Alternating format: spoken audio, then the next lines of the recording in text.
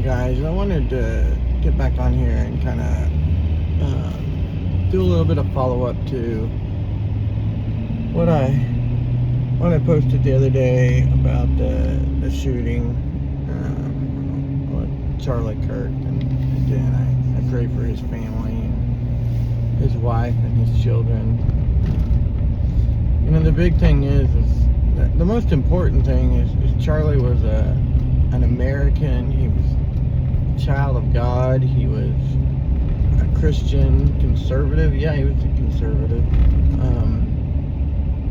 But that doesn't make him not a human being. And I've went back and done some research, and there's been a lot of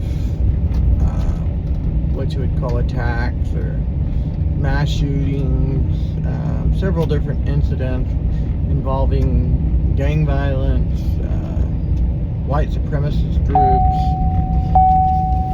You know, and I don't know how they track that information, or what they define as, you know, gang violence or mass white supremacists.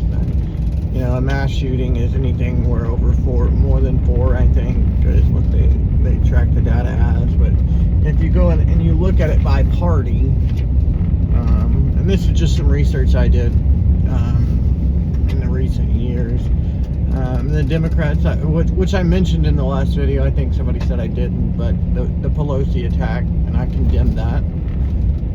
Craig Greenberg, I condemn that. But if you look at the Republican side of things, Lee Zeldin, Trump was shot at in Butler. Then he was shot at on his golf course. Steve Scalise, Charlie Kirk, Grandpa.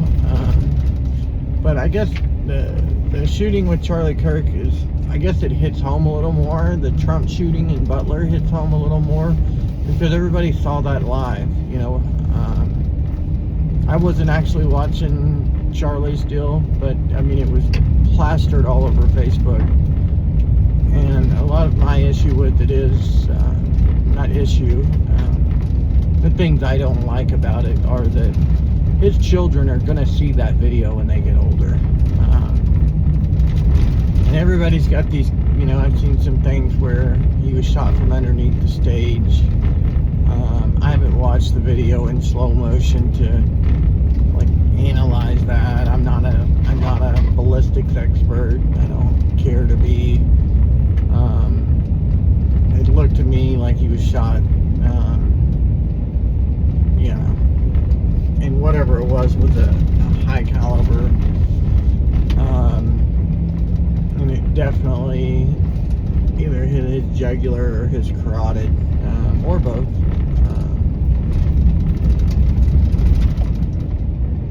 But to have that all over social media, and, you know, I haven't fact-checked this, but I read a statement from that the FBI put out about several of the shell casings, and obviously there was only one fired from that rifle, as it was a bolt-action rifle, the way I understand it.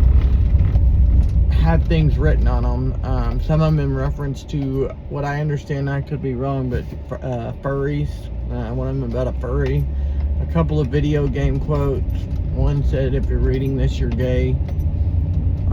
And yeah, from what I understand, his father did turn him in, or convince someone to turn him in, or, you know, something to that effect, which I think is phenomenal. I haven't checked to see who his father is. I can't even tell you his name, to be quite honest. I don't care enough. I think it's awful what's going on in our country. I think it's awful what's being pushed in our schools to our children. You know, when your 13-year-old or your 15-year-old backtalks you and says they have a right to an opinion, and you ask them to do a chore, or you ask them to do something. I think that's terrible, the direction our schools are going. You know, I'm not gonna mention any names or anything, or particular schools or anything, but I know of a school district who a sports team was playing a particular school, and the coaches allowed the school to kill a chicken during practice. Now, whether the other team's mascot was a chicken, or I would assume it would be rooster, that's terrible. So, we're all children of God. Everybody here is a child of God. Everybody on earth is a child of God. That's what I believe. That's what I believe. I don't really believe any differently.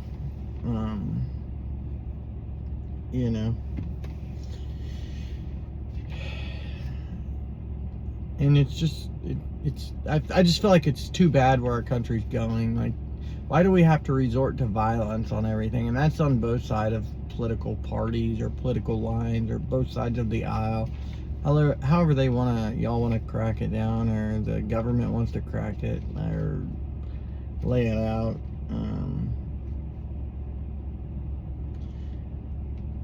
And it seems like we put our faith in the government, or we put our faith in one party, or we put our faith into a person, place, thing. You really can't put faith in anything but God. I mean, faith is defined as a belief. You believe.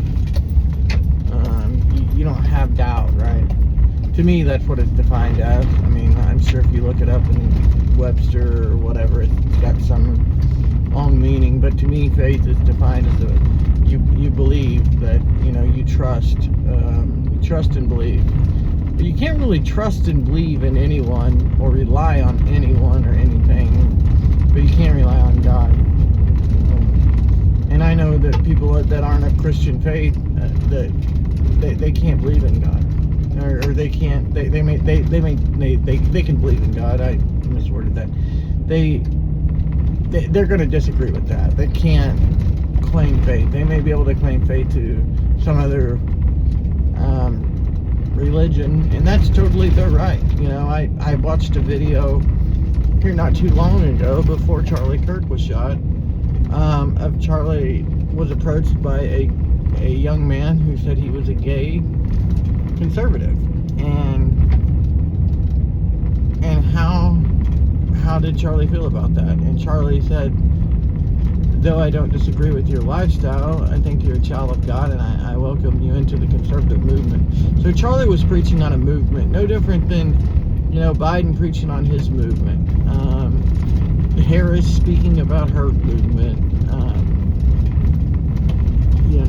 Everybody has a movement or what they're going to do, right? Kamala Harris's slogan was, "When we fight, we win." And that is true. And that what she's saying there is true. When you fight and you don't give up, you win. I mean, I think she's done some great things. But you look at San Francisco and it's kind of a mess. You look at California, crime's out of hand. Chicago, crime's out of hand. Our major cities, crime is out of hand. It's out of hand in any metropolitan area. Whether it's 500,000 people, 250,000 people, it's out of hand. And guns don't kill people. People kill people. Somebody's got to pull the trigger. And I know everybody advocates for, well, we need to get stricter on gun laws. Well, no, you need to get stricter on punishment. I've gone through some things in my life where you need resources for certain things, whether it be a special needs child, or mental health, things like that. And I can tell you that between the age of 8 years old and the age of 18, there's not much in the way of resources to help parents with a special needs child or a mental health issue with a child. There's not a lot of that out there, and I know that firsthand. I've dealt with it. So, and then look at our homeless problem. I mean, and then when we try to clean it up, it's look at what the government's doing to these people. Yeah, that's not wrong. You're not wrong. They're basically taking and ripping their, I guess what you would call their homes from them. But the fact of the matter is, they don't own that land. I mean, if you owned a rental home and I went and moved in it because I was homeless, that doesn't make it okay. And it's no different than, moving on to setting a tent somewhere. Dangerous. There's a lot of drugs. There's a lot of crimes that are committed, rape, sexual assault, whatever you would want to call it. It's just not a good situation. So it needs to be fixed in our country. But yet the government can't pay for everyone to have a house or a home. I'm sorry. That would do us in, do the economy in. I read today that someone was arrested for yelling a BLM slur or something. I don't know. Maybe it was a BLM activist that yelled at Charlie Kirk at a vigil or something like that. I just saw a headline of it. If that's true, that's terrible. A person lost his life. And think about all the people it's going to affect that saw that happen. No matter what side of what their political affiliation was, that they will never unsee that. And for the people that think it's cool that it's on Facebook, that's awful. So I just want to be clear that condemning violence on any type of political activist, anyone that's running for office, anyone that's doing, involved in a political movement, whatever the case may be, resorting to violence is terrible. And obviously some of the gaming that's happening is causing some of this. So it makes me step back and think, what is going on? What is happening in this world? But that's just my 2 cents. I think Charlie Kirk died for the cause. I think Charlie Kirk died spreading the gospel. I think Charlie Kirk died spreading the good news. And the Bible says in multiple areas, that we're here to spread the good news. 1 Peter 4 chapter 4 and 5 talks about rejoice to the extent that you partake of Christ's sufferings, that when His glory is revealed, you may also be glad with exceeding joy. But let none of you suffer as a murderer, a thief, an evildoer, or as a busybody in other people's matter. Yet if anyone suffers as a Christian, let him not be ashamed, but let him glorify God in this matter. And I feel like that's what Charlie Kirk did. 1 Peter 5 and 7 goes on and talks about cast your cares upon God because He cares for you. Cast your anxiety upon me because I care for you. Depends on which version you read it out of. So I just kind of wanted to clarify that my opinion of this shooting or the way I feel about it is because of the way it was so public, kind of like the Butler, Pennsylvania, the firefighter that was shot. I mean, that was so public. So many people saw that kind of gore and violence. Years ago, you didn't have this. I guess that's my point on all of this stuff. I'm not an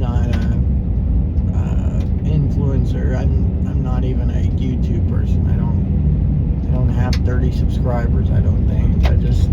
I felt like I should say something how I feel. Maybe this is my way of kind of voicing what I feel about it. But we have to do better as people. So, as a country, we have to do better. I think our government needs to find some resolution.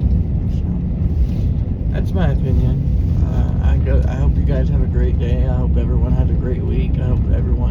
podcast.